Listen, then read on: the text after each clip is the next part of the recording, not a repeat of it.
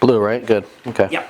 All right. So I don't know really where to begin, but so I don't want to forget to say this because I believe that we're all here for a reason, and God has definitely used me. And the way I met Randy, I was going through a divorce, and was seeking counseling, and I just needed help. And it's tough when you're all alone, and I'm sure some of you guys can relate. Just even being Christians and not everyone understands your path or where you're going. So anyway, I connected with Randy, and I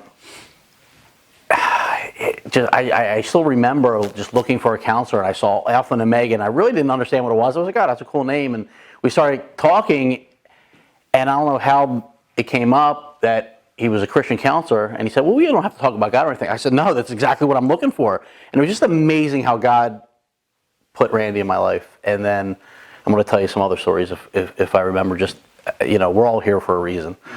And but I do want to go back to, and I think it's important to understand, because I don't believe that I should be here right now. No, I mean, there's a reason I'm here. I truly believe that, God has a purpose in my life, but I shouldn't be here. So obviously, with my name being Michael and Michael, have you ever heard that Michaels are all bad? No. You never heard that? Really? I was brought up that Michaels are all bad. I've always heard that my entire life. Michaels are all bad. Michaels are bad. Maybe it's a Catholic thing. I don't know. Because any Catholic I know that knows about Michaels are like, oh, you're bad. So I was brought up. I really feel like I was brought up with like a devil on one shoulder and an angel on the other, thinking that I was bad, but I knew I was good. And I don't know. I feel like I've been battling this for a long time because I was really, really bad growing up. But before I get into that, so my father, his mother, so my grandmother, had 3 kids with 3 different guys. So my father, they were all alcoholics, very abusive. His father was very abusive. And I just heard a story not too many years ago that his mother used to call him the chosen one because she tried to have an abortion. And not only tried, but she tried to do it herself by sticking a hanger and tried to kill him. And it would come out when they were drinking, and that's all he used to do was drink. It used to come out that you're meant to be here. You're the chosen one because I tried to abort you. And he was abused by his father, real nasty, bad. Now, on my mother's side, her father was an alcoholic. He was abusive. And he was an alcoholic. And then so she meets my father, my mother, lives that entire situation all over again. Now, I'm brought up in that environment, and when you don't have a male figure in your life teaching you right from wrong, my father was very arrogant, now my mother's the opposite. I mean, she's, 4'11", little old Italian lady. I shouldn't say old, my little Italian lady. You can edit that old part out because she's not, but a very feisty Italian lady. And being brought up in that environment, he wasn't always like that, but I remember in my, 9, 10, in my teenage years, probably the worst years that you could experience this, his drinking became worse. He was doing drugs and would come home 2, 3 o'clock in the morning, and it seemed like it was 2, 3 times a week. I don't know. It seemed like it was almost every night, but it was violent. It was waking everyone up, and I had to go to school the next day, and it was for years. And I remember just having this anger and just always being angry and just wanting to like hurt him, and having conversations with my friend like, how can we kill him? Like you say stupid things as a kid, but that anger just built and built and built. And then he would go after my mother. And then I hear stories later on that he put a gun to her head, and he was just like, he was that kind of person. But when he was sober, would hide in his room, but wasn't really like a father figure. So I had no one guiding me. So going through all that, now I'm, fast forward to, and I was always bad as a kid, like always getting in fights, doing stupid stuff. I remember always being sneaky and just doing stuff. Like I knew it was wrong, but I did it. And that's what I mean. It felt like there was a devil on one shoulder telling me to do stuff, and I would just do it. I had no filter. I was just doing stuff. I was fighting all the time. I had my brother was like 5 years older than me. His friends were older, and they would always get me to fight. And I liked the attention. I was fighting all the time, and the attention was on me, and I was just a wild kid, and I had a reputation for being tough. I didn't even know what tough meant. It's just that I knew that I had my brother backing me, and that I couldn't lose. And it's interesting because that's how I feel now with God on my shoulder. Like I can't lose. And I feel like, so when I was being a punk and I was getting in all these fights and I had the older kids backing me, that's how I feel now. Like I can go into any fight, any battle, and I have God behind me, and I can't lose. So I believe this all plays a part in my transformation because I was going down the wrong path. And then, fast forward into high school, when you grow up with all this anger and you grow up with all this animosity and you don't like your father and he's never around and then so he ends up leaving my mother. Well, not leaving, but he has an affair with my best friend who lived 4 houses up the street, had an affair with her. I'm at my friend's house. I might have been like 10 or 11 years old, and he's there. I remember waking up one night and he was there. It was just weird. So there was like a lot of sneakiness going around. He was a cheater. So I grew up with all that, and then I get into 8th grade, 9th grade, high school years, and I start experimenting with alcohol and then drugs, right? And then you want to be around people that you feel comfortable with. So how do you think that turned out? It doesn't. You don't start experimenting with drugs and alcohol and turn into a good person. I mean, I had a lot of anger, and then I was fighting more, and you don't know how to. I was wild. I was just always fighting and just always. I had a lot of anger, and I wanted to hurt people. And at one time, my father, I remember I was 17. My mother. So after all that happened, my mother, the first time in her life, had to go out and get 2 jobs. So she started working at 40 years old. I don't know how she put us through Catholic school education, making $5 an hour, but she did. And was working 2 and 3 jobs. Now, again, I was very immature and, took advantage of it. I would have people over the house. We were having parties, and she would come home and yell at us, tell everyone to leave, and we'd be like, okay, she'll go upstairs, and then we would keep drinking and doing drugs or whatever. And she felt bad because she's out working all the time, but it got bad. It was just a very tumultuous, if that's the right word. It was just very bad, and I had no respect for her. I had no respect for anybody. It was just really bad. And one night, my father must have been drinking all day or whatever. He would go on benders, and she was working. She would be cleaning, and she was working her second job. And she called me hysterical, crying that she was scared. He was following her, and he was stalking her. Now, he still lived in the house, and he was accusing her of having an affair with the guy she worked with. Now, she's working just to support her family and take care of her kids.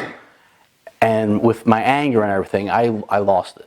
And went to my neighbor's house. I grabbed the bat, went down, flew down there, and he didn't even recognize me. That's how messed up he was. And we went at it, and it all came out.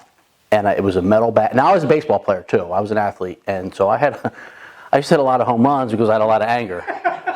A true story. So, I swung at him like I was hitting a fastball.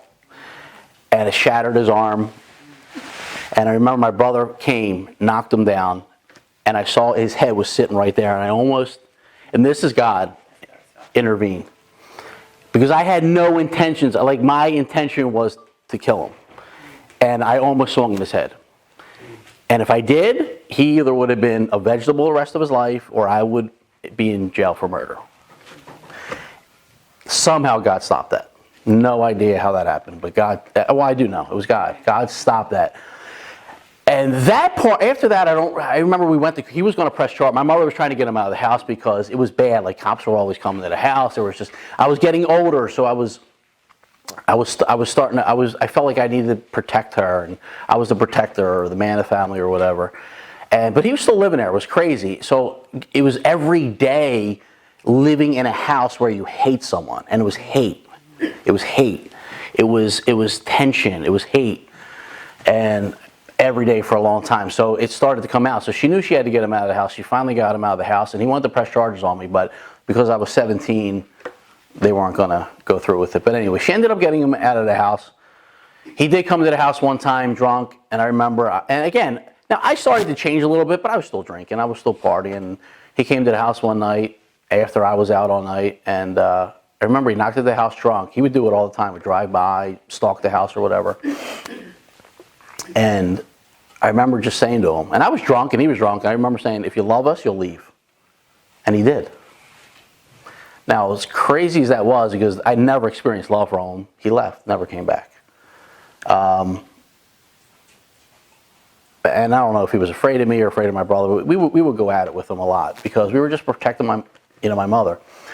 So fast forward to just growing into an adult. I was always angry. I just wanted just to hurt people. And then I didn't trust, I remember him making comments, you don't trust women. So then I never had a good relationship, but I always wanted to be in a relationship because I wanted to feel love. So then I'm in relationships I shouldn't be in. And Randy will know this. I just kept going. He says I have a bad picker, right? And so I used to go from relationship to relationship because I wanted to be in a relationship and I wanted to feel love and I wanted to get, away from all that, but not knowing how to have a relationship and then still drinking and doing drugs made everything worse. And I believe that 100% that the reason my son was born was to save my life. Because if not, I was going down the wrong path. Some of you guys know that I lost my brother back in May, and it easily could have been me.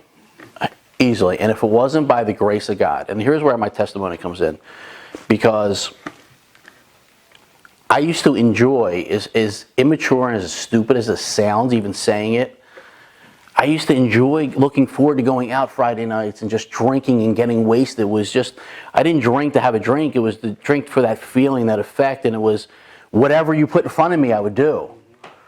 And I just had no intentions of stopping, and I actually enjoyed it. And it was like when I got to that point, and I think the devil was in my head, it was like I enjoyed it. I remember just driving around drunk and enjoying it. And driving from Northeast Philadelphia down to South Philly to get cheesesteaks. Like, I don't know how I never killed somebody, drinking and driving, or killed myself. And if that's not God looking out for me, I don't know what is. But not only that, having alcoholics on both sides of the family, having addictive personality, and enjoying all that, not wanting to stop. Like, I enjoyed it. And to have no desire at all, none. I can't explain that, what that's like. And I know there's people here that have addiction, and my brother had an addiction, and I don't understand it like you do, because I don't think that I had an addiction then, but I was going there. I was headed that way. But it's gone. Like, God took that from me, but I easily could have. I could have easily had that. So I believe, knowing what I know now about my past with my father's mother trying to have an abortion and saying you're the chosen one, and I always felt like there was something special about me. My mother always told that to me, and I believe that God has always used me, and now it's starting to become evident that he's using me, and honestly it's scary.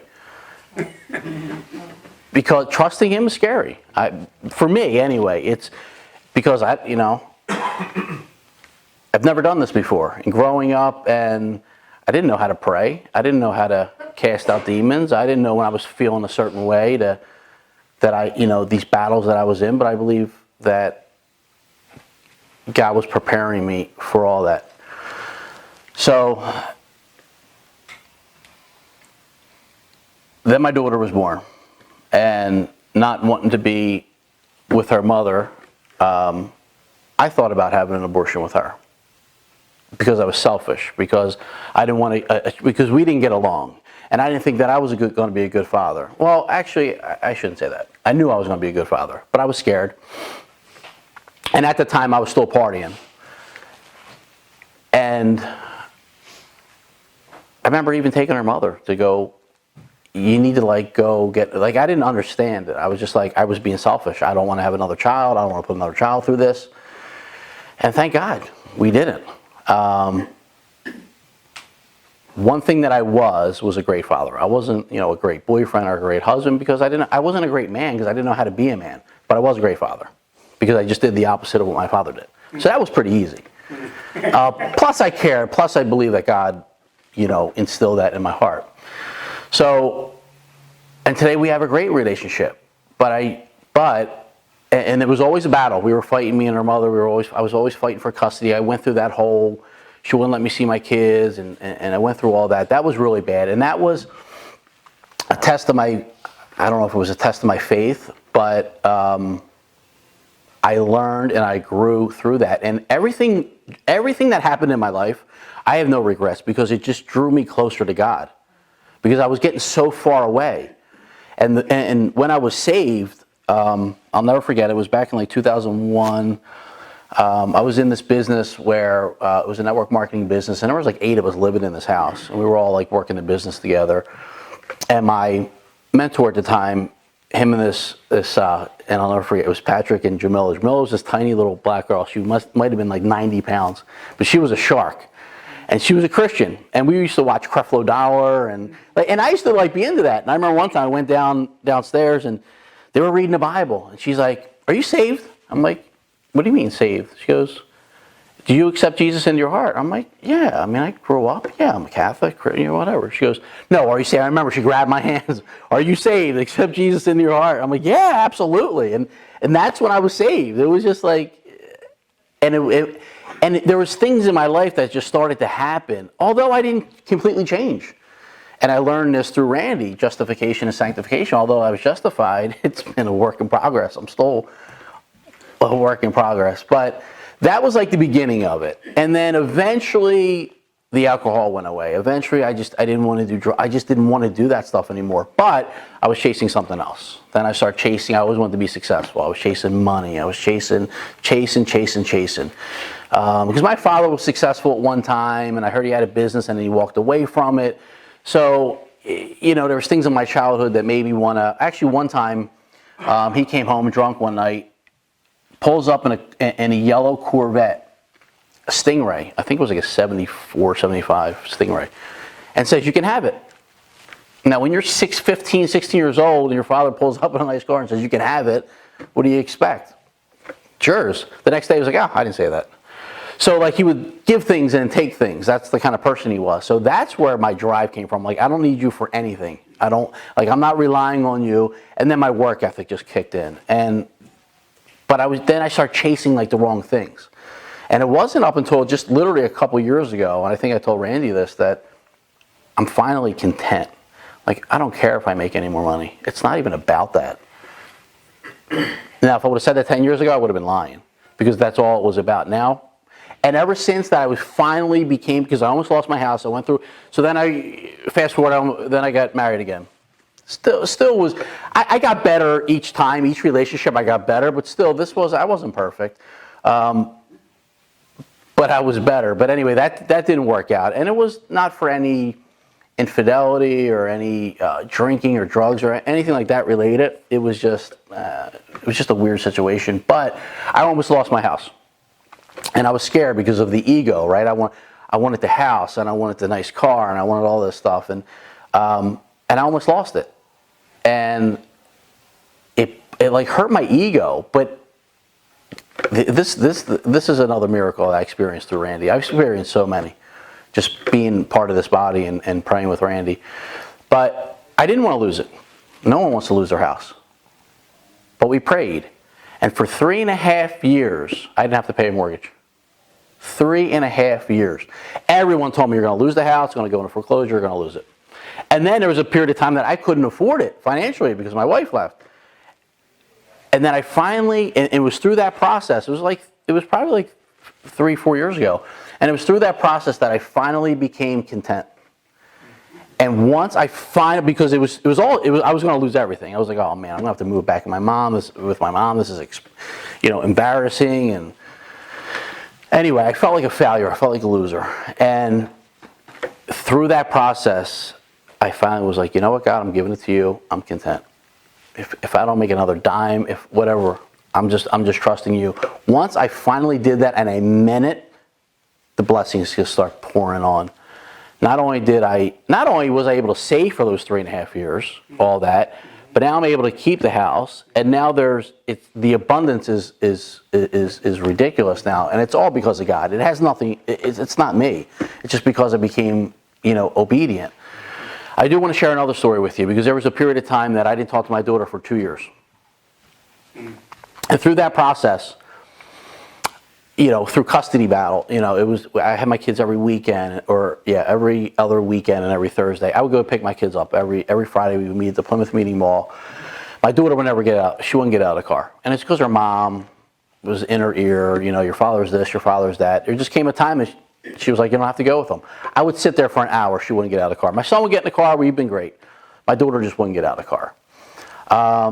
And then they tried to, and this is the devil, this is Satan. They tried to set me up. I had my kids one weekend, and Brittany came over, and her mom or her grandmom told her to do something to me, and she was just super disrespectful, and I chased her, and I grabbed her, and I yelled at her. And they went back that I tried to beat her and do all the stuff, so we went to court. And she was trying to keep her from me. So she accused me of all this stuff, abusing my kids. So we went to court, and at the last minute, because my daughter was going to go on the stand and have to testify, at the last minute, they were like, and I called their bluff. They were like, no, we don't want your daughter to go on the stand. We don't think it's good for her. No, you caused this, so she's going to go on the stand and testify. She went on the stand and testified. Now, I don't blame my daughter, because she was, 13, 14, whatever. But she did go on a stand. She lied that she was afraid of me and all this stuff, which was all nonsense. Judge saw right through it. I get custody, finally, because I've been fighting for custody of my kids for years. I finally got 50-50 custody of my son. I didn't get custody of my daughter. But ever since then, me and my son have been closer. Me and my daughter kind of parted ways. I said, you know what? I'm not going to force you to come with me if you don't want to come with me. So she didn't come for like 2 years. It's the worst 2 years that I went through. Now, everyone wants to tell you what it's going to be like. Oh, your daughter will come back to you one day. You'll have a relationship with, maybe when she's in her 30s, she'll grow up and want to have a relationship with you. And then you hear stories that some kids never have relationships with their fathers. So all these emotions are going on. I still was there every Friday or every other weekend. I was still there. I'm here for, I used to call her all the time. 2 years, nothing. And it just started really to wear on me. Me and Randy prayed one night. And I'll never forget it. Randy prayed for restoration. Now, she lives down in Royersford with her mom. She's never up this way. It seemed like days later. I walk into LA Fitness in Pottstown. She's there with her friend. And it was the first time in 2 years that she saw me. It was like, oh my God, like that face. And it was awkward because I didn't know how she was going to react. I knew I didn't do anything wrong to her. And I've always been there. And ever since that day, we've been close. Ever since that day, and it was like a week later we prayed, and it's just blessing after blessing after blessing and restoration. Now me and my daughter are closer than ever, and it's just a testament that how great God is if you just let Him take over. The problem is we're human and we want to control our destiny. We want to control everything. There's a reason that we're all here. I think it's 600 billion to 1, the chances of us even being here, right? And for us to even be here is a miracle. And I believe that we need to go out there, just like Randy says, we need to bring it to the streets, talk to, people. Because here's what I do know. Everyone's hurting. Everyone's hurting. Everyone feels the same way I feel or the way you feel. Everyone's hurting. They grow up in a situation where their father's an alcoholic or their mother's this or their father's that or someone in their family told them that they were fat, they were ugly, they were stupid, and they live their entire lives and they're miserable, and then they get into relationships and they don't believe that they have a self-worth. And I believe that's the devil, and I believe that's Satan attacking them. And people just, and they fall into this world of, I'm never going to amount to anything. I'm never going to be anymore. I'm not, this is what it is. I have to accept my life this way. And what I got was hope. And I think every day that just to have Jesus on our side is hope that it's going to get better. And we all go through stuff, and just to be able to trust and have faith on Him is something that everyone needs. So I'm still a work in progress. And it's still, yeah, big time. But it's just, and then, just in closing, I'll leave you with this. So my brother started going down the wrong path, and I shut him out completely, just because I knew that I could have easily ended up drinking, drugs. And he was very much like my father, very egotistical, and I just didn't want that in my life. And I literally separated myself from a lot of people. All my friends were drinking and doing drugs, and and then you hear people say, "Oh, you think you're better than everybody else," and I knew I had to separate myself from all that. So I didn't have a relationship with my brother for at least 10 years. We didn't talk, and he was doing his thing. He was selling drugs. He was back and forth, and just always wanted like the easy life. And then I had an intervention with him because I knew he was really bad. He was either going to die or go to jail. He ended up getting arrested, which was the best thing for him. And even when all that happened, I said, "Listen, I'm here to help you." He said, "No, I don't need help. I know what I'm doing." He ends up getting arrested. I'm like, "All right." I didn't feel bad for him because you chose that life. Whether that's right or wrong, that's just the way I am. I just completely shut that out. I never sent him any money. My sisters were sending him money. I said, "No, he chose this. This is what he wanted. He didn't want help." And I didn't want to help him. And it wasn't until probably a couple months before he got out, God worked in my heart, and I said, "Why don't you move in with me?" And he did. And, I was scared because I didn't know if he really changed. And I believe he really did. I didn't realize that he had these demons in him. And anyway, everything was great. We were going to the gym every day. That's all I wanted to do was work out every day. Every morning you wake up, let's go to the gym. I'm like, "Dave, I got to work." Like I'm working. That's all I wanted to do. Like, we were working out every day. And eating healthy and all this stuff. And then he just one day goes out. And one bad choice. And it's because he never made that, I believe, the demons, but he never made that decision to change his life. Because he still said, I'll have a beer here and there. But we can't do that. And he wasn't there yet. And I don't blame him, but I do thank God that I had those 4 months with him. Because if he would have died before he went to jail, I'd be up here saying, "Well, my brother's a loser." But he taught me a lot in those 4 months, a lot. That he was a good person. He just battled some demons and made poor choices, which we all do. But I have a lot of respect for him and the things that he taught me in those 4 short months. But that was God.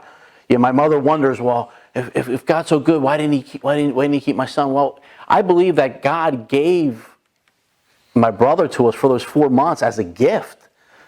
Because he was on borrowed time as it was. That was a gift that I was able to, maybe it was just for me, maybe it wasn't for her, maybe it was for me. And maybe I'm being selfish, but I know God blessed me with having 4 months with him every single day.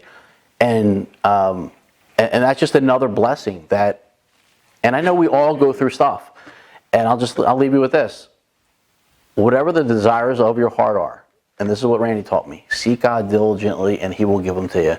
And this is the biggest thing I want to express to you, that he will give you everything you want if you just surrender, because he's done it for me. And I don't deserve it. I don't deserve it. But I'm blessed. So thank you. That's all. I think. Thanks for everything. I appreciate it.